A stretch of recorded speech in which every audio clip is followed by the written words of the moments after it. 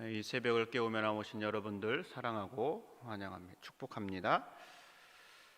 사람들은 저마다의 바람이 있기 마련입니다. 그 바람들 가운데 아마 공통적으로 가지고 있는 것이 있다면 아마 땅을 소유하고 싶은 마음이 아닐까 싶습니다. 일찍이 홀로 되신 저희 어머니께서도 시골에서 농사를 지으시면서 가끔 한탄처럼 이렇게 말씀하시곤 했습니다. 땅 한 떼기도 없이 어떻게 살아가냐. 홀로 되신 어머니 앞으로 전답이 하나도 없었기 때문에 매년 소작을 위해서 다른 집주인에게 찾아가서 아쉬운 소리를 하면서 땅을 빌려 농사를 지어야 하는 그런 어려움이 있었기 때문입니다. 시골에서 농사를 짓는 사람들에게 땅은 참으로 소중한 것이죠.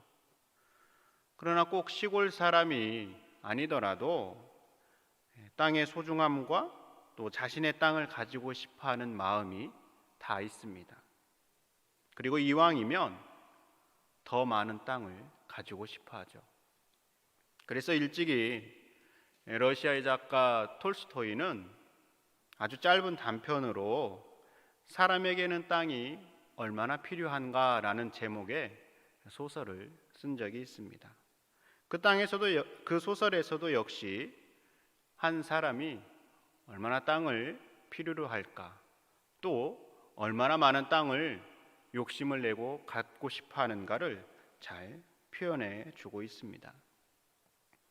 이처럼 사람들 마음에는 땅을 소유하고 싶은 마음이 있는데 이러한 사람들의 마음과 달리 오늘 성경에서는 결국 땅을 받을 수 없는 사람들이 있음을 우리에게 말해주고 있습니다. 오늘 저는 본문 1절과 2절을 중심으로 함께 그 내용을 살펴보려고 합니다. 오늘 땅을 받을 수 없는 사람들은 누구일까요? 오늘 1절 말씀에 보면 이렇게 기록되어 있습니다.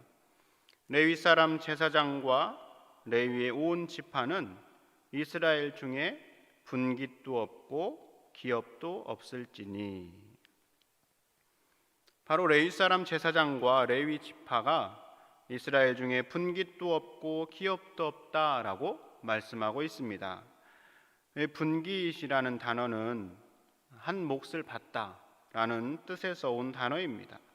그래서 이 단어는 분깃은 할당, 목, 또 영역이라는 뜻으로 해석할 수도 있습니다.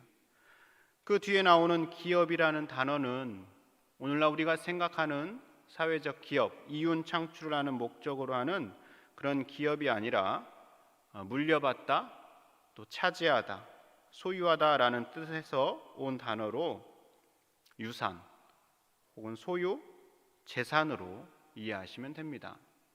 그러므로 1절의 말씀은 레위인은 이스라엘 중에 어떠한 몫이나 또 소유, 재산이 없다라고 이해할 수 있습니다. 어째서 이렇게 말씀하고 있을까요? 이것은 이 본문의 배경을 조금 더 살펴보면 알 수 있습니다. 여러분, 지금 모세가 이스라엘 백성들에게 이 신명기 말씀을 선포하고 있는 이 상황에서 이스라엘 백성들은 약속의 땅에 도착했을까요? 못했을까요? 아직 도착하지 못했습니다. 이스라엘을 인도하는 모세의 마지막 유언과 같은 신명기 말씀이 끝이 난 후에 새로운 지도자 여호수아를 선두로 해서 이스라엘은 약속의 땅에 들어가게 됩니다. 그리고 그 가나안 땅에서 가나안 족속들과 전쟁을 벌이고 그 땅을 차지하여 12지파가 땅을 나누게 되는 것이죠. 여러분, 400년간 애굽에서 노예로 살면서 자기 재산 없이, 자기들의 땅이 없이 살다가 이제 조금만 있으면 땅을 차지하게 되는 상황인 것이죠. 이스라엘 백성들이 얼마나 기대되고 설렐까요? 이러한 일은 없겠지만 만약에 제가 여러분들에게 일주일 후에 여러분들에게 제가 땅을 나눠주겠습니다 라고 한다면 여러분들은 어떨까요? 내색은 안 하셔도 아마 좋아하실 겁니다. 필요 없다고 하실 분들은 아마 없을 겁니다. 이스라엘 백성들의 상황이 이와 같은 것이죠. 이제 잠시 후면 땅을 받을 수 있다. 비로소 내 땅이 생기고 정착해서 살 수 있다. 모두가 이러한 기대를 가지고 기다리고 있는 것이죠. 그런데 그 가운데 땅을 못 받는 사람들이 있다면 어떨까요? 속상함과 어째서 나는 받지 못할까? 이런 궁금함이 있을 것입니다. 모두가 땅을 받는데 받지 못하는 사람, 바로 이러한 상황에 있는 사람이 오늘 본문의 레위인과 제사장들입니다. 이 레위인과 제사장은 구약에서 어떠한 사람들입니까? 레위인은 하나님께서 구별해서 세운 사람들이고, 제사장은 이 레위인들 가운데 모세의 형 아론의 후손들입니다. 이 레위인이나 제사장의 공통점은 이들 모두가 여호와 하나님을 섬기는 일에 선택된 사람들이다라는 겁니다. 그래서 이들에게는 오늘 말씀처럼 이스라엘 중에 분깃도 없고 기업도 없습니다. 이 말은 땅이 없기 때문에 땅으로부터 얻어지는 고정 수입이 없다라는 말이 됩니다. 그럼 어떻게 생활할 수 있을까요?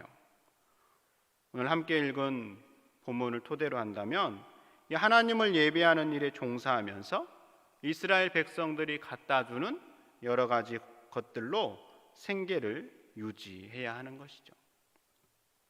그럼 본문에서 우리는 이러한 질문을 해볼 수 있습니다.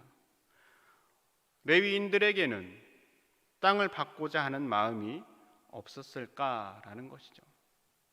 혹은 그들이 여호와 하나님을 섬기는 일을 하면서도 땅을 받아도 되지 않았을까라는 것이죠.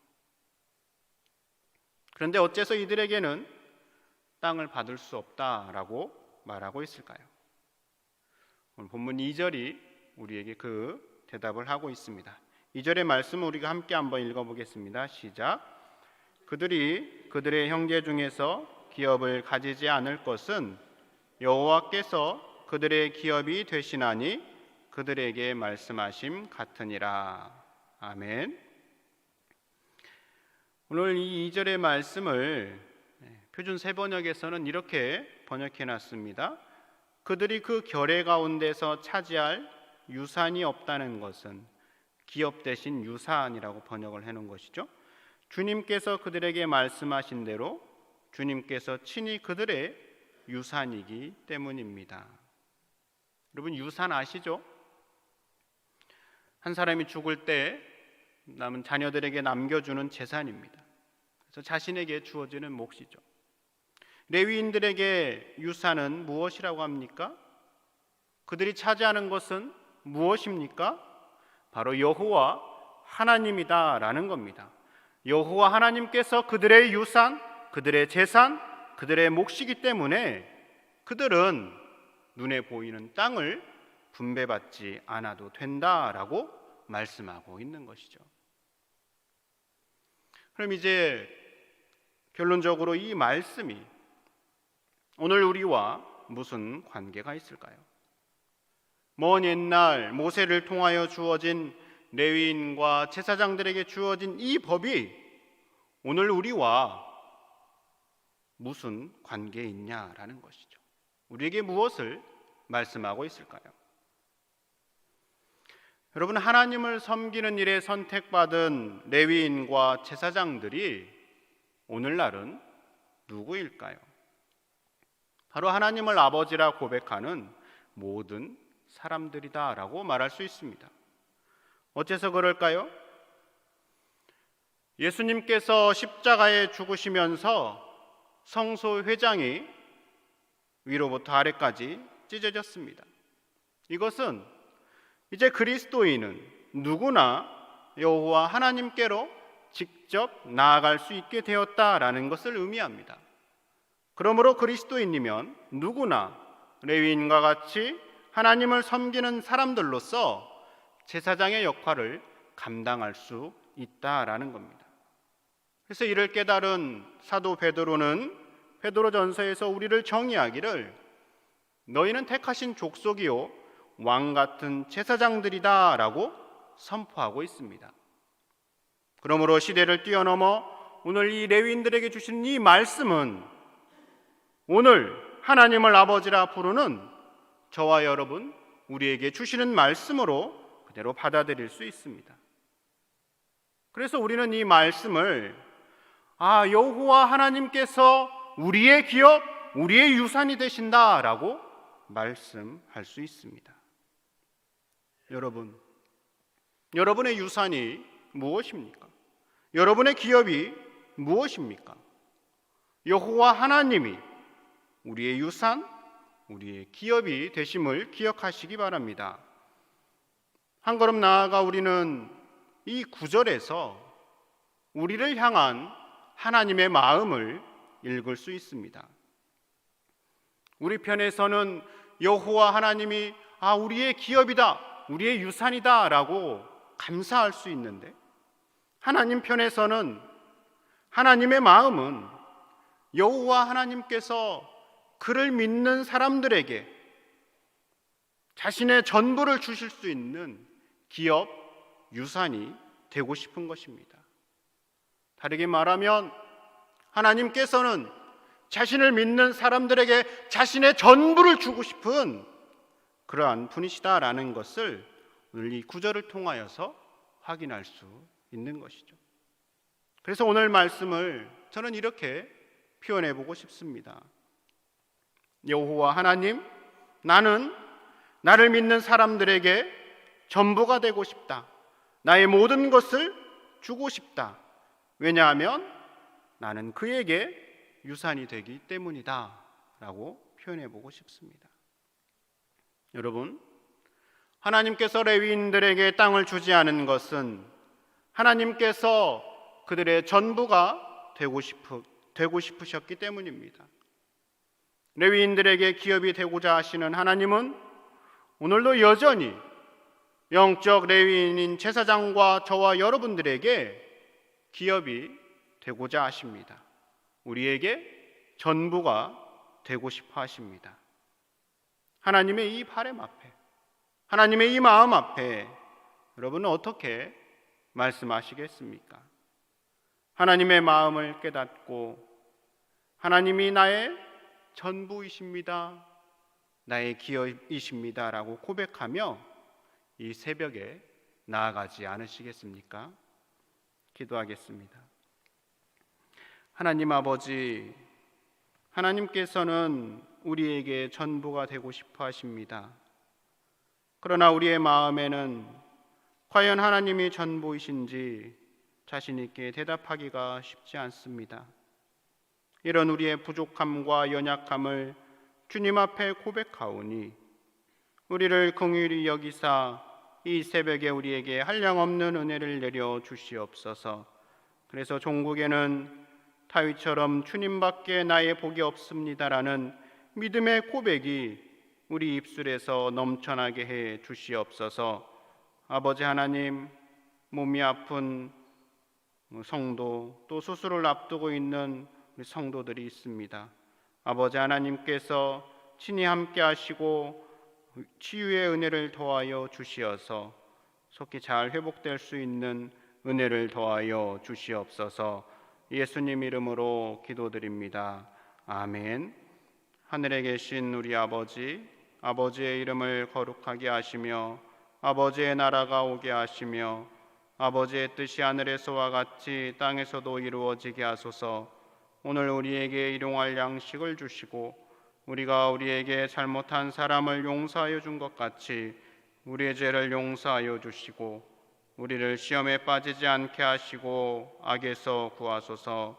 나라와 권능과 영광이 영원히 아버지의 것입니다. 아멘.